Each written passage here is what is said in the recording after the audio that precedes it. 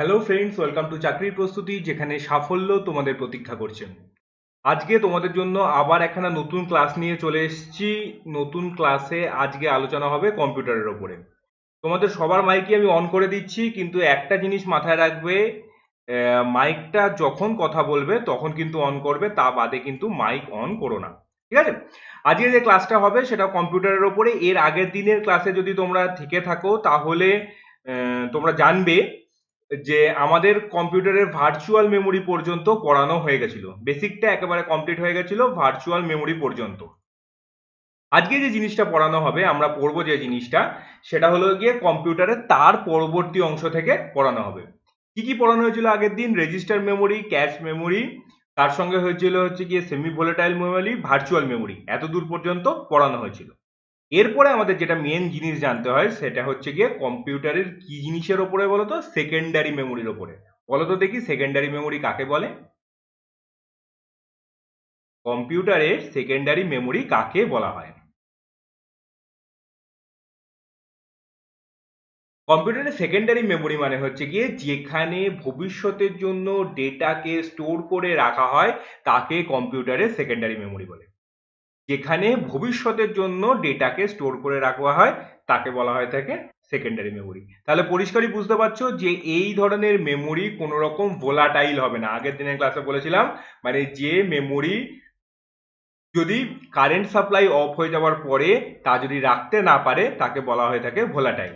তাহলে সেকেন্ডারি যে মেমোরি হয়ে থাকে তাহলে তা কোনো অবস্থাতেই কিন্তু ভোলাটাইল মেমোরি হলে চলবে না। এক নম্বর জিনিস। দুই নম্বর জিনিস কি আছে? এর ভাগ জেনে নিতে হবে। ভাগ প্রধানত কত ধরনের হয় বলতো? এই সেকেন্ডারি মেমোরি কত ধরনের হয়? শ্যামল বলো, অনেকদিন বাদে তোমার ক্লাস দেখতে পেলাম। হ্যাঁ, আরিও বলো।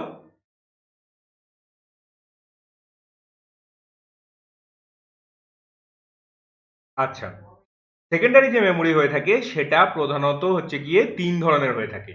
প্রথমে যেটা আসে সেটা হচ্ছে সলিড স্টেট মেমোরি, তারপরে যেটা আসে সেটা হচ্ছে গিয়ে অপটিক্যাল মেমোরি, তারপরে যেটা আসে সেটা হচ্ছে গিয়ে ম্যাগনেটিক মেমোরি। এই তিন ধরনের মেমোরি হয়ে থাকে। সলিড স্টেট মেমোরি কোথায় ব্যবহার করা হয়? উদাহরণ দাও একটা।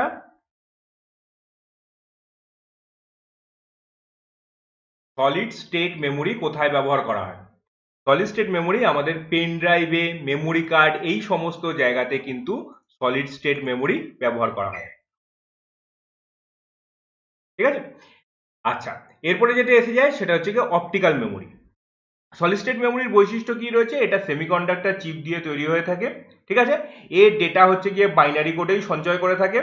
আর ট্রানজিস্টর অন অফ এর মাধ্যমে এ মনে রাখে কোন ডেটাকে মনে রাখতে হবে, কোন ডেটাকে মনে রাখতে হবে না। এই সমস্ত জিনিস সে মনে রাখে। হয়ে গেল। এর পরবর্তী যেটা এসে যায় সেটা হচ্ছে গিয়ে অপটিক্যাল। অপটিক্যাল মেমোরি কাকে বলা হয় বলো দেখি? অপটিক্যাল মেমোরির উদাহরণ দাও অন্তত।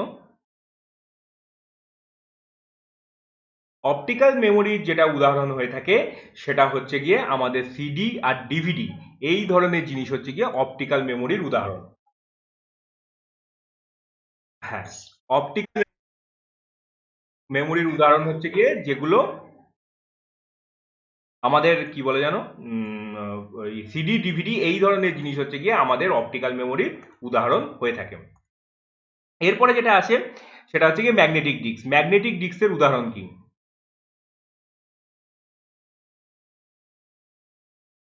ম্যাগনেটিক ডিস্কের উদাহরণ কি আছে? ম্যাগনেটিক ডিস্কের যেটা উদাহরণ আছে সেটা হচ্ছে গিয়ে আমাদের কম্পিউটারের যে হার্ড ডিস্ক হয়ে থাকে তা হলো ম্যাগনেটিক ডিস্কের উদাহরণ। আমাদের কম্পিউটারে যে হার্ড ডিস্ক হয় তা হচ্ছে গিয়ে এক ধরনের ম্যাগনেটিক ডিস্কের উদাহরণ। এখানে মনে রাখার কি ব্যাপার আছে? সেটা হচ্ছে গিয়ে এই ধরনের যে জিনিস হয়ে থাকে, এই ধরনের যে ম্যাগনেটিক ডিস্ক হয়ে থাকে, সেটা অনেক দিন পর্যন্ত ডেটা স্টোর করে রাখতে পারে। কিন্তু এর একটা মেন অসুবিধা যেটা আছে সেটা হচ্ছে গিয়ে, যেহেতু এর মধ্যে মুভিং পার্টস রয়েছে, মানে হচ্ছে ঘূর্ণায়মান জায়গা রয়েছে, পার্টস রয়েছে, সেই কারণে কিন্তু এগুলো খুব বেশি রিলায়েবল নয়। হার্ড ডিস্ক ক্রাশ করার ঘটনা কিন্তু খুব কমন ব্যাপার। ঠিক আছে? অনেকদিন ফেলে রেখে দিলে আমাদের যে এক্সটার্নাল হার্ড ডিস্ক হয়ে থাকে কিংবা কম্পিউটারেরও যে হার্ড ডিস্ক হয়ে থাকে তা কিন্তু আর কাজ করে না। ঠিক আছে? তাই এই ধরনের মেমোরি কিন্তু ক্র্যাশ করার সম্ভাবনা বেড়ে যায়। কিন্তু এগুলো খুব রিলায়েবল এবং খুব দ্রুত হচ্ছে গিয়ে ডেটা সরবরাহ করতে পারে। এবার যেটা রয়েছে সেটা হচ্ছে গিয়ে এই যে আমি বললাম অপটিক্যাল যে মেমোরি রয়েছে তার ভাগগুলো জেনে নিতে হবে যে এগুলো কত রকম ভাগে ভাগ করা যায়। এর ভাগ যেটা রয়েছে সেটা হচ্ছে গিয়ে সিডি, সিডিআর, সিডিআরডব্লিউ, ডিভিডি আর ডাব্লিউ রম। এক এক করে আসি। সিডি, সিডি কটার পুরো কথা মানে পুরো নাম কি? Compact disc. সিডি কথার সম্পূর্ণ কথা হচ্ছে গিয়ে কম্প্যাক্ট ডিস্ক। এবার সিডি কথাতে আমরা যে একটা সঙ্গে আরেকটা জিনিস ব্যবহার করে থাকি সেটা হচ্ছে সিডি রম। এই আরওএম, আরওএমটা কেন যোগ করা হয়?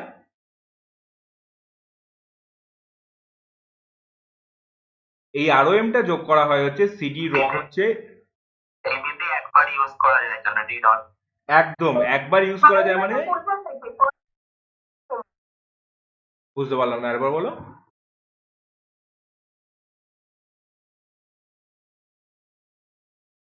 হ্যাঁ, কেন ব্যবহার করা হয় সঙ্গে রিড অনলি মেমোরি? তার কারণ হচ্ছে গিয়ে এতে যা ডেটা লেখা রয়েছে তাই আমরা শুধু রিড করতে পারি, এর ওপর পুনরায় কিছু লিখতে বা চেঞ্জ করতে পারি না, সেই জন্য একে বলা হয়ে থাকে সিডি রম। এবার সিডি আর বলা হয়ে থাকে, সিডির পরে হাইফেন দিয়ে আর, সেটার ফুল ফর্ম বলতে পারবে কি?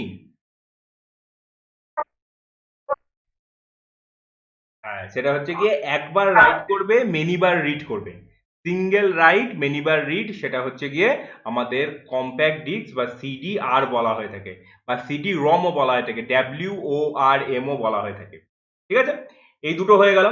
এরপরে যেটা আসে সেটা হচ্ছে গিয়ে সিডি আর ডাব্লিউ। আর ডাব্লিউ মানে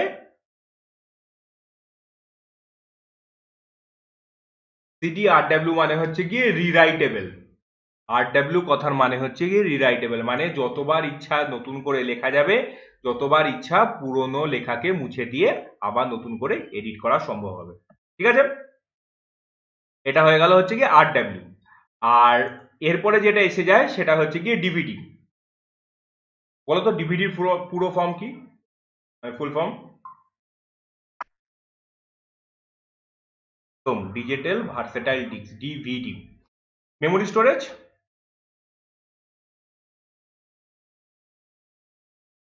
মেমোরি স্টোরেজ কত? 4.3। 4.7। 4.7 জিবি হয়ে থাকে এর স্টোরেজ ক্যাপাসিটি। ঠিক আছে, সিডির কত হয়ে থাকে? 700 এমবি সামথিং। 700 এমবি। 700 এমবির মতো সিডি হয়ে থাকে। ডিভিডির হয়ে থাকে হচ্ছে গিয়ে 4.7 জিবির মতো হচ্ছে গিয়ে এর স্টোরেজ হয়ে থাকে। অবশ্য অনেক ডিভিডি হয়ে থাকে যেটার বোথ সাইডে হচ্ছে গিয়ে রিড রাইট করা যায়, সেটা 9 জিবির কাছাকাছি তার কিন্তু স্টোরেজ হয়। ঠিক আছে, হয়ে গেল। এই প্রশ্নগুলো আমরা দিলে পারবো। এরপরে যেটা এসে যায় সেটা হচ্ছে গিয়ে, আচ্ছা ডিভিডি যেটা আছে ডিভিডির কিন্তু আর রম আর কিছু হয় না, সবই হচ্ছে কি আর ডাব্লিউ, কারণ ডিভিডি অনেক পরের দিকে আবিষ্কার হয়েছে এবং সেটা একেবারে আর ডাব্লিউ করেই ব্যবহার করা হয়। ঠিক আছে, এছাড়াও আরো একটা হাই এন্ড ব্যবহার করা হয়ে থাকে এই একই রকম অপটিক্যাল ডিস্ক, নাম বলতে পারবে? আরো বেশি স্টোরেজ ক্যাপাসিটি আছে। ব্লুরে ডিস্ক। ব্লুরে ডিস্ক। মেমোরি ক্যাপাসিটি সঠিক জানা নেই এটা। 19 জিবির কাছাকাছি। ঠিক আছে, সিঙ্গেল সাইড রাইটিং করলে 19 জিবির কাছাকাছি ডেটা স্টোর করা সম্ভব হয়। এই ব্লুরে ডিস্কের সঙ্গে নর্মাল ডিস্কের পার্থক্য কি আছে বলতে পারবে? লেজার ফাংশনের উপরে কাজ করে সম্ভবত। দুটোই লেজার ফাংশনের উপরে কাজ করে, কিন্তু মজা হচ্ছে গিয়ে যে যখন ব্লুরে লেখা হয়ে থাকে, ব্লুরে ডিস্ক যেটা, সেটা আলাদা কোনো ডিস্ক নয়, ডিস্ক একই হয়ে থাকে। ব্যাপারটা কি হয়ে থাকে, যেটা পরবর্তী মানে ব্লুরের ক্ষেত্রে সেটা হচ্ছে নীল রঙের লেজার দিয়ে হচ্ছে গিয়ে লেখা হয়ে থাকে, সেই জন্য খুব কম্প্যাক্ট লেখা হয়ে থাকে, অনেক কম জায়গার ভেতরে করা হয়ে থাকে। ঠিক আছে, এটা স্পেসিফিক একটা কালার দিয়ে হচ্ছে গিয়ে কোডিংটা করা হয়ে থাকে, সেই কারণে হচ্ছে গিয়ে অনেক কম্প্যাক্ট হয়ে থাকে, একই ডিস্কের ভেতরে অনেকটা ডেটা স্টোর করা সম্ভব হয়। ঠিক আছে, ব্লুরে কিছুদিন চলেছিল কিন্তু তারপরে তো জানোই যে সব পেন ড্রাইভ বাজার খেয়ে নিয়েছে, এখন আর ব্লুরে ফ্লুরে কিছু পাওয়া যায় না নর্মালি। ঠিক আছে, আচ্ছা এবার যেহেতু এগুলো সবই বড় বড় সেই জন্য পিকচার কোয়ালিটিও তত ভালো হতে আরম্ভ করে, মানে হাই কোয়ালিটির ভিডিও হচ্ছে গিয়ে এর ভেতরে স্টোর করা যায়, এই জন্য যে সিডিতে প্রথম দিকে সিনেমা পাওয়া যেত দুটো সিডি মিলিয়ে একটা সিনেমা হতো, তারপরে ডিভিডি যখন আসতে আরম্ভ করলো 3টে থেকে 4টে সিনেমা একসঙ্গে আসতে আরম্ভ করলো, ব্লুরের ভেতরে 28টা 29টা পর্যন্ত সিনেমা একসঙ্গে কম্প্যাক্ট জায়গায় ঢোকানো যেত। ঠিক আছে, তাই পিকচার কোয়ালিটির সঙ্গে আলাদা করে সম্পর্ক নেই, যেহেতু মেমোরি ক্যাপাসিটি বেশি তাই হচ্ছে বড় হাই কোয়ালিটির পিকচার ঢোকানো যেত। চলো, এরপরে যেটা এসে যায় সেটা হচ্ছে ফ্লপি ডিস্ক। দেখেছো কখনো?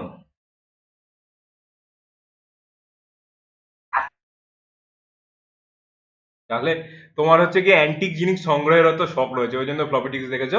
তবে আমিও দেখেছি, আমার কম্পিউটারে ছিল, আমার যেটা ফার্স্ট কম্পিউটার ছিল তাতে হচ্ছে গিয়ে 3.5 ইঞ্চির হচ্ছে গিয়ে 3.5 ইঞ্চির ফ্লপি ডিস্ক একটা ছিল।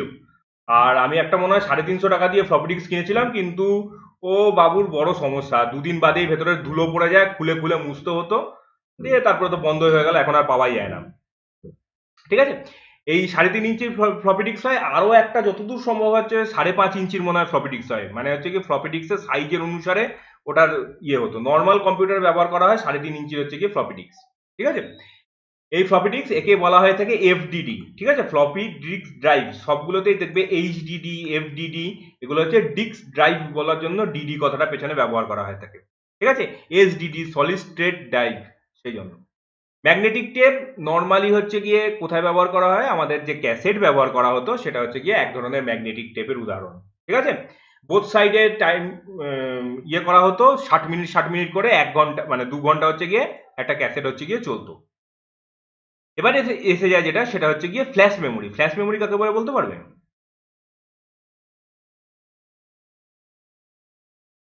ফ্ল্যাশ মেমোরি হচ্ছে গিয়ে এমন এক ধরনের মেমোরি যেখানে হচ্ছে গিয়ে সাপ্লাই বজায় থাকার সময় হচ্ছে গিয়ে তার মেমোরি সঞ্চিত থাকে, তাকে বলা হয়ে থাকে ফ্ল্যাশ মেমোরি। ঠিক আছে, তবে ফ্ল্যাশ মেমোরির এখন অনেক পরিবর্তন হয়েছে। ফ্ল্যাশ মেমোরি এখন দেখবে ফ্ল্যাশ স্টিক হয়ে থাকে, যে ধরনের মানে আমাদের মোবাইলে যে ধরনের মেমোরি কার্ড ব্যবহার করা হয়ে থাকে সেগুলো কিন্তু এক ধরনের ফ্ল্যাশ মেমোরি।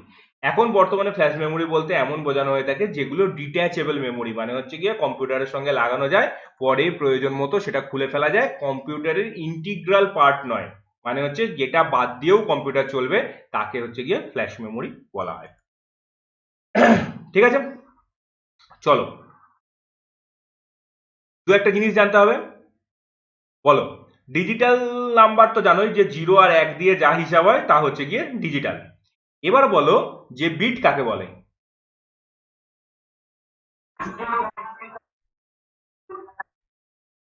শুনতে পেলাম না। পার্ট। জাস্ট একটা মাত্র ডেটা, আমি বলেছি যে কম্পিউটার বলো, ছোট সব থেকে ছোট আচ্ছা আচ্ছা, বলছি আমি শুনি। এবার হচ্ছে গিয়ে যে বিট আছে প্রথমে আসে, আমি বললাম যে কম্পিউটার মনে রাখে আমাদের মতো নয়, কম্পিউটার মনে রাখতে পারে 0 আর 1 দিয়ে। এই একটা শূন্য বা একটা এক, একে বলা হয়ে থাকে বিট। জাস্ট একটা শূন্য বা একটা এক, তাকে বলা হয়ে থাকে বিট। ঠিক আছে, এবার কি হচ্ছে, এই যে এক বিট হলো, এবার এই চারটে যদি এরকম বিট যুক্ত হয়, হয়ে কি তৈরি হয়? বাইট। না, চার বিট ছিল 4 বিট সমান কি হয়? এক নিবেল এক 4 নিবেল। থেকে 1 নিবেল। হ্যাঁ, 4 বিট সমান সমান হচ্ছে কি এক নিবেল তৈরি হয়। ঠিক আছে, হ্যাঁ আচ্ছা, 8টা বিট মিলে এক বাইট 1 বাইট হয়। ঠিক আছে, ফোর যদি বাইট এক বিট সমান হ্যাঁ, যদি কারুর বাড়িতে যদি ব্রডব্যান্ড থেকে থাকে, দেখবে তাকে বলা হয়ে থাকে 20 MBPS। হ্যাঁ, এই 20 MBPS টা কি বলতো, বিট না বাইট? মেগাবাইট। হুম, কিছু হয়তো মেগাবাইট বাইট না বিট? বাইট। আচ্ছা, শোনো, গল্প আছে। যদি আমি যে বললাম না, যদি ব্রডব্যান্ড থেকে থাকে তাহলে যদি বলা হয়ে থাকে 25 MBPS, বা মাইক অফ করে দাও, মাইক খুলে রেখো না কেউ, আওয়াজ হচ্ছে। যখন যখন কারুর বাড়িতে যখন ব্রডব্যান্ড থাকে, তাতে দেখবে একটা জিনিস বলা হয়ে থাকে মেগা। দেখো, আমাকে যদি মাইক এখন ধরে ধরে বন্ধ করতে হয়। আচ্ছা, যদি বাড়িতে যদি ব্রডব্যান্ড থাকে সেখানে বলবে যে 20 MBPS যেটা থাকে সেটা কিন্তু বিট হয়ে থাকে। ঠিক আছে, 20 MBPS দেখতে বড় লাগবার জন্য বিট দিয়ে বলে। সেই জন্য যখন ডাউনলোড করতে যাবে তখন কত স্পিড পাবে বলো তো? তখন পাবে হচ্ছে গিয়ে 20/8 MB, ঠিক আছে? MBPS, এটা স্মল বি হয়ে থাকে। একটা জিনিস খেয়াল রাখবে, যখন বিট বোঝানো হয়ে থাকে স্মল বি, তখন বাইট বোঝানো হয়ে থাকে ক্যাপিটাল বি দিয়ে বোঝানো হয়ে থাকে, ঠিক আছে? এরা লেখে হচ্ছে কি স্মল বিপিএস। যখন তোমার 80 MBPS স্পিড হবে, তার মানে তুমি পাবে যখন ডাউনলোডের সময় 10 MB, মানে 1 সেকেন্ডে 10 MB করে ফাইল ডাউনলোড হবে, ঠিক আছে? একটু মানে আমাদের বোকা বানানো হয়ে থাকে, 1 নম্বর। 2 নম্বর, দেখবে মোবাইলে যখন স্পিড দেখানো, বললাম যে যখন ব্রডব্যান্ড থাকে তখন দেখবে বলে যে তোমার স্পিড আছে হচ্ছে গিয়ে 20 MBPS। 20 MBPS যেটা, এই ক্ষেত্রে হচ্ছে গিয়ে এটা কিন্তু বিট, ঠিক আছে? বিট মানে যখনই হচ্ছে, তার মানে হচ্ছে গিয়ে তুমি যখন ডাউনলোড করবে তখন হচ্ছে গিয়ে তার 8/1 স্পিড পাবে। মানে 20 যদি বলে থাকে বা 16 যদি বলে থাকে, তাহলে ম্যাক্সিমাম স্পিড ডাউনলোড হবে হচ্ছে গিয়ে মিনিটে 2 MB, 2 মেগাবাইট করে হচ্ছে গিয়ে ডাউনলোড হবে, ঠিক আছে?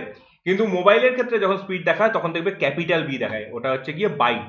তাই 2 MBPS স্পিড মানে হচ্ছে গিয়ে 2 MB প্রতি সেকেন্ডে ডাউনলোড হচ্ছে। এটা হচ্ছে গিয়ে একটু পার্থক্য রয়েছে।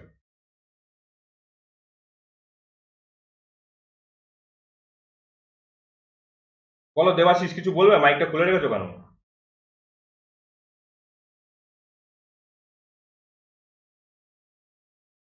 এবার এই হলো হচ্ছে গিয়ে বিট আর বাইটের হচ্ছে গিয়ে পার্থক্য, হয়ে গেল।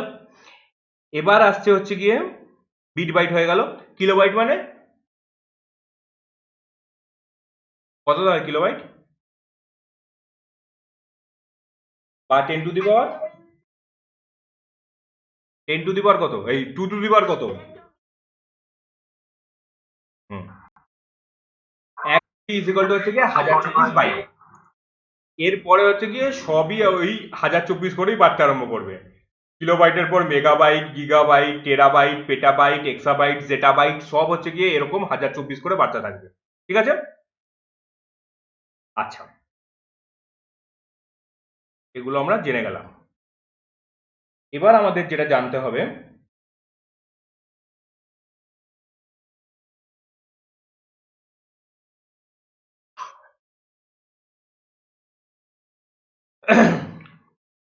দু একটা কম্পিউটারের বেসিক পার্থক্য জেনে নিতে হবে, ঠিক আছে? এটা আমার আগে পড়ানো উচিত ছিল, আমি আগে বাদ দিয়ে এসেছিলাম, এখন একটু পড়িয়ে দিই। এই জায়গাটায় আছে হচ্ছে গিয়ে বিভিন্ন, আমরা যে বাড়িতে কম্পিউটার ব্যবহার করি সেটা কি ধরনের কম্পিউটার বলো তো?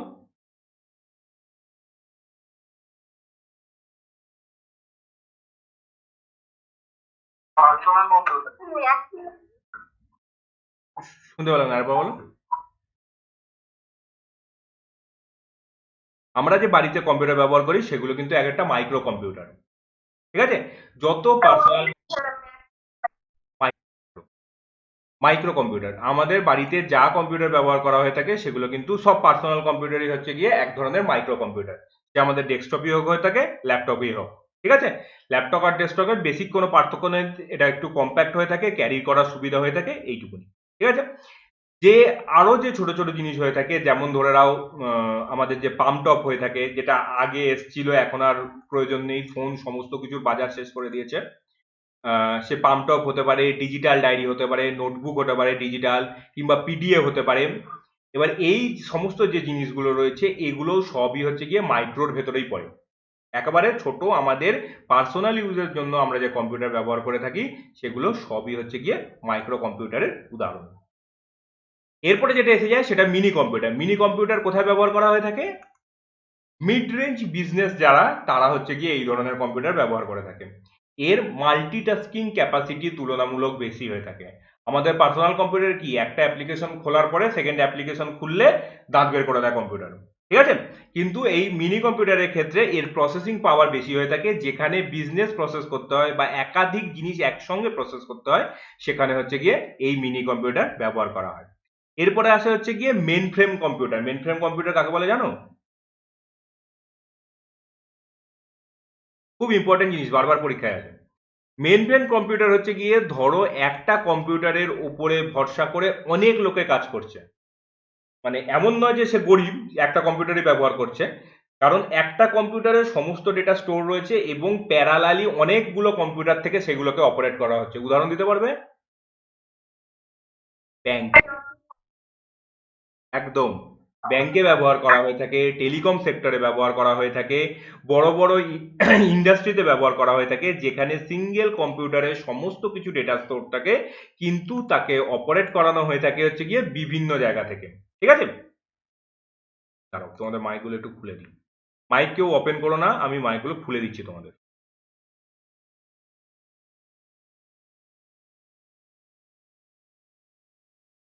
ঠিক আছে, এটা হয়ে গেল হচ্ছে গিয়ে মেন ফ্রেম কম্পিউটারের উদাহরণ। যে কোনো বিজনেস অর্গানাইজেশনে এই ধরনের কম্পিউটার ব্যবহার করা হয়।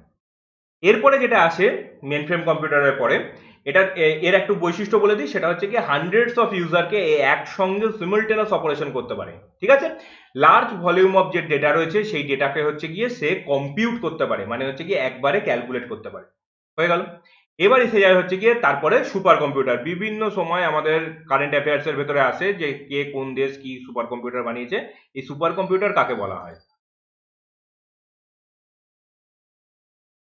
এই সুপার কম্পিউটারের একটা মজা হচ্ছে গিয়ে সুপার কম্পিউটার অনেক ফাস্ট যে কোনো জিনিসকে প্রসেস করতে পারে, কিন্তু একটা জিনিস মাথায় রাখতে হবে, এ ভার্সেটাইল কাজ করতে পারে না। তার মানে হচ্ছে গিয়ে যে কাজের জন্য, যে পারপাসের জন্য একে প্রোগ্রামিং করা হয়েছে, কাজটা অত্যন্ত দ্রুত করতে পারে।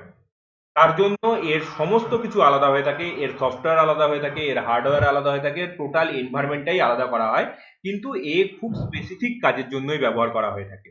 অত্যন্ত দ্রুত কম্পিউট করতে পারে, যেখানে লার্জ ভলিউমের ডেটাকে নিয়ে কাজ করতে হয়। উদাহরণ,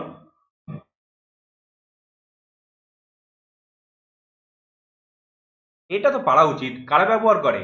ওয়েদার ফোরকাস্টিং এর জন্য সব থেকে বেশি পরিমাণে ব্যবহার করা হয়ে থাকে।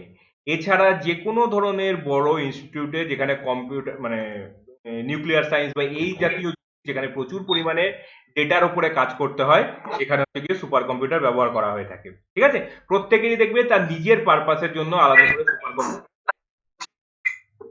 হ্যাঁ, কি বলছো? হ্যাঁ হ্যাঁ, সমস্ত জায়গাতেই তাদের খুব স্পেসিফিক কাজের জন্য হচ্ছে গিয়ে সুপার কম্পিউটার ব্যবহার করা হয়ে থাকে। First super computer, first super কম্পিউটারের নাম কি বলতে পারবে?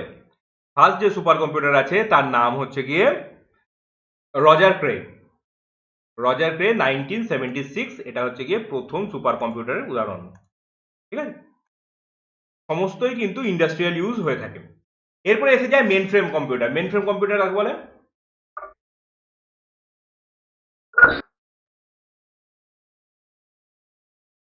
মেন ফ্রেম কম্পিউটার কাকে বলা হয়?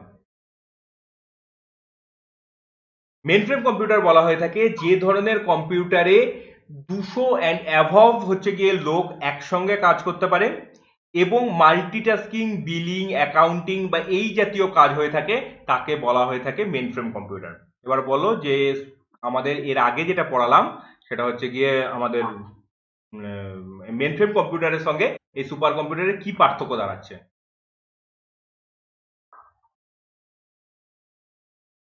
পার্থক্যটা হচ্ছে গিয়ে আমি যেটা বললাম সেটা হচ্ছে খুব স্পেসিফিক কাজের জন্য সুপার কম্পিউটার তৈরি হয়, সে সেই কাজটাই খুব দ্রুত করতে পারে, কিন্তু মেন ফ্রেম কম্পিউটারে হচ্ছে গিয়ে মাল্টিটাস্কিং এর কাজ ভালো হয়ে থাকে। হলো? আচ্ছা, বাদ দাও।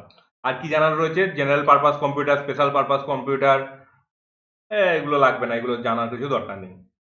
এবার হচ্ছে গিয়ে ইনপুট আউটপুট ডিভাইস। এই সমস্ত জিনিসও পড়াতে হবে? আচ্ছা বলো তো, কম্পিউটারে কতগুলো কি থাকে?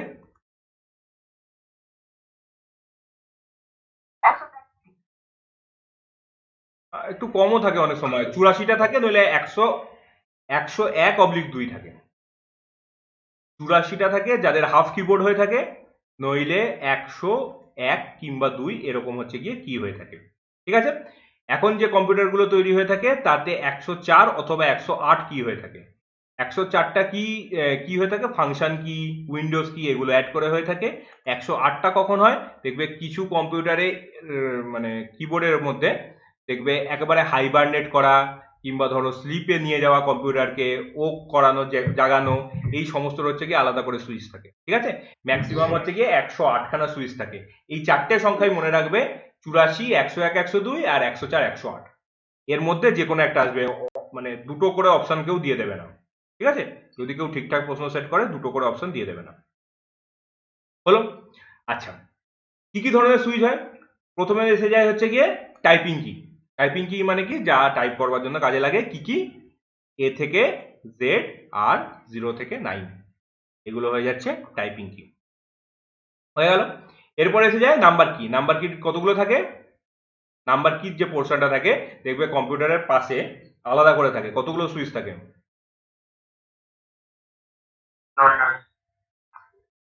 তাহলে তো আমি প্রশ্নই করতাম না।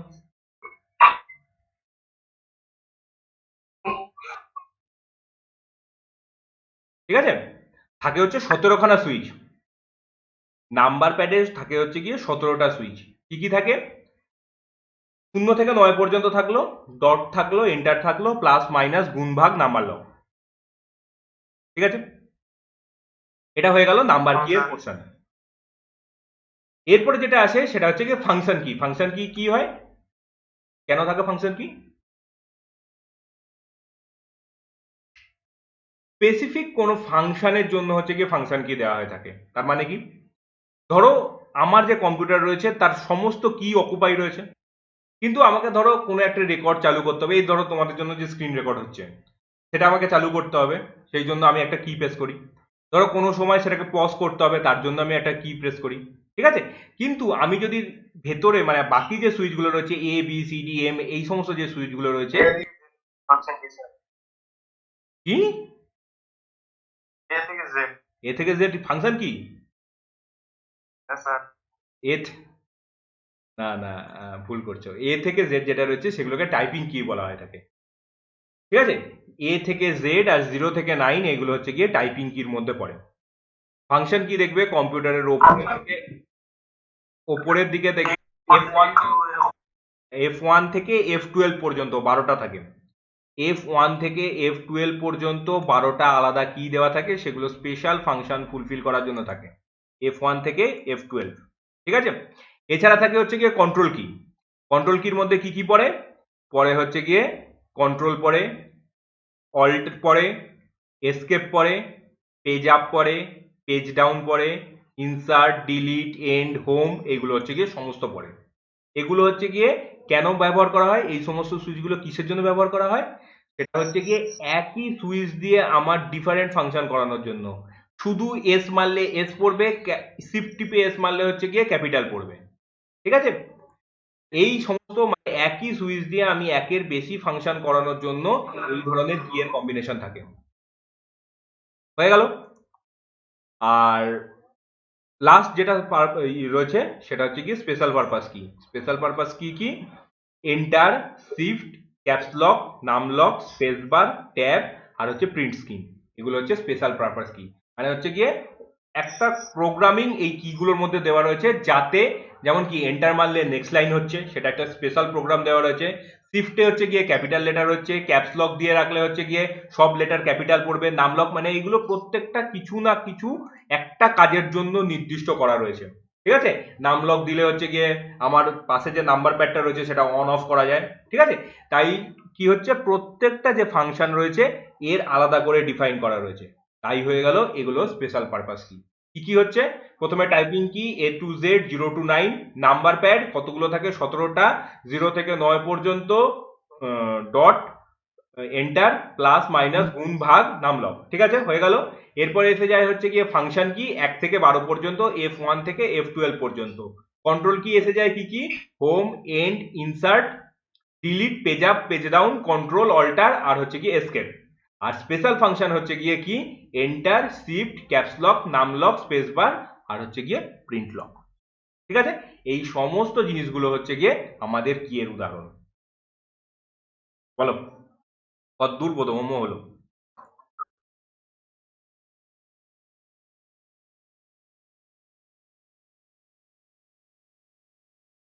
বলো, এখান থেকে পরীক্ষায় প্রশ্ন আসলে পারবে তো?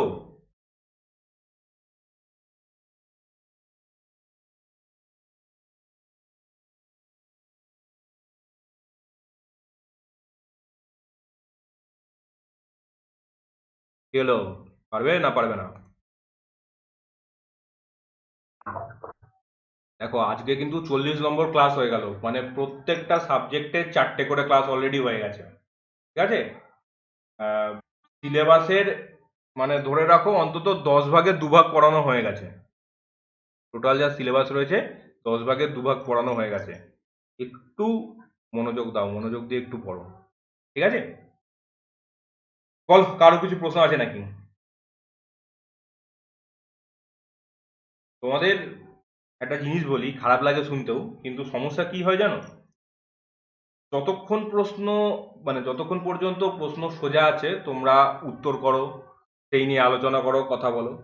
যেই প্রশ্ন একটু কঠিন হতে আরম্ভ করে দেখি কিনা যে সবাই আস্তে আস্তে পিঠ টান দিতে শুরু করে দাও। ঠিক আছে, যেমন আজকেই হয়েছে যে আমাদের যে মক টেস্ট ব্যাচ চলছে তাতে আজকে প্রশ্নের লেভেলটা যে কোনো কারণেই হোক আমারই একটু ভুল ছিল, সেটাতে হচ্ছে গিয়ে যে প্রশ্নের লেভেলটা একটু বেশি হাই হয়ে গেছে। মানে 80 জনের মধ্যে খাতা জমা পড়লো 7টা 8টা, অন্যদিন যেখানে 50টা 55টাও খাতা জমা পড়ে, সেখানে শুনছে 7টা 8টা। এবার যখন জিজ্ঞেস করা হচ্ছে যে কেন, হ্যাঁ বলো হ্যালো, বলো। বলছি ডাক সোজা সেটা বড় কথা না, একটাই কথা বলবো যে সাবজেক্ট ওয়াইজ যে কোশ্চেনের পার্সেন্টেজটা সেটা একটু সমান রাখবেন, তাহলে ট্যালি করতে সুবিধা হয়। মানে কোনো একটা পার্টিকুলার সাইডের উপর থেকে বেশি হয়ে গেলে না ট্যালি করা যায় না। যেন আজকে কারেন্ট অ্যাফেয়ার্স এর কোশ্চেনটা অনেকটা বেশি ছিল, এবার অতটা ন্যাচারালি থাকে না, তো এবার পরীক্ষা দেওয়ার পর নিজেরই মনে হয় যে এই নাম্বারটা কি ঠিক হলো আমার জন্য, সেটা ট্যালি হয় না। দেখো আমি যদি এবার শুধু একটা পেপারের ওপরেই পরীক্ষা নিই, এরকমও তো হয়। না না, আমি একটা পেপার বলিনি, এবার প্রতিটা আমাদের সিলেবাসের উপর একটা তো পার্সেন্টেজ থাকে যে এই জিএস থেকে এতটা, ম্যাথ রিজনিং বা ইংলিশ থেকে একটা পার্টিকুলার পার্সেন্টেজের উপরে হ্যাঁ প্রশ্ন আসে। যে ইয়ে কোনোটা থাকে, 25। পার্সেন্টেজ থাকে, কিন্তু তোমাকে তো সমস্তগুলোই হ্যাঁ, পারতে হবে না। ইংরাজি যেমন 10টা না না থাকবে না, এবার ইংরাজিও কিন্তু পড়তে হবে, যেহেতু এতদিন আমি ইংরাজি দিইনি, ইংরাজি একটু বেশি থাকবে। এবার পার্সেন্টেজ না অনুসারে সে ঠিক আছে। দেখো পেপার শক্ত সোজা হবেই, কিন্তু চেষ্টাটুকু তো করতে না না, হবে। আমি তাতে কিন্তু বলছি না, এবার 50টা প্রশ্ন যদি 10টা কারেন্ট অ্যাফেয়ার্স থাকে তাহলে পার্সেন্টেজে 20%, ন্যাচারালি কোনো পরীক্ষায় থাকে না। থাকে তার না। জন্যই বললাম, মানে আমি তাই নিয়ে কোনো কমপ্লেন করছি না, আমি এটা এমনি বললাম আমার আচ্ছা দিক আচ্ছা, থেকে। ঠিক আছে, যাই হোক, কিন্তু পেপারে কিন্তু একটু আরো বাড়াতে হবে। যদি একটু মনোযোগ না বাড়ানো হয় আর একটু কিন্তু সমস্যা গিয়ে দাঁড়াবে। কারণ এখন জানো যে যে কোনো পরীক্ষাতে যতই সোজা পরীক্ষা হোক না কেন, তাতে কিন্তু অ্যাভারেজ 75 মতো নাম্বার থাকে। সোজা কোশ্চেন এখন আর কেউ করছে না, সব পরীক্ষাতে এখন টাফই রে। অ্যাভারেজ যেহেতু অ্যাভারেজ যেহেতু হচ্ছে গিয়ে 75 মানে নাম্বার থাকে, 75-এর কাছাকাছি বা 75-এর ওপরেই নাম্বার থাকে, তাই নাম্বারটা একটু বাড়ানোর চেষ্টা করতে হবে, নইলে কিন্তু কমপ্লিট করে ওঠা যাবে না। ঠিক আছে, আচ্ছা বলো আর কারোর কিছু প্রশ্ন আছে নাকি?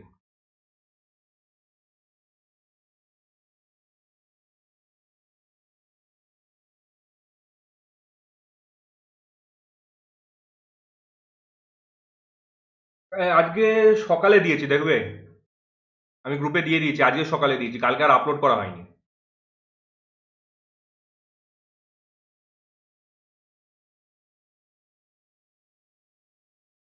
ঠিক আছে, তাহলে আজকে ক্লাস এতদূর পর্যন্তই থাকুক। বলো শুভময়।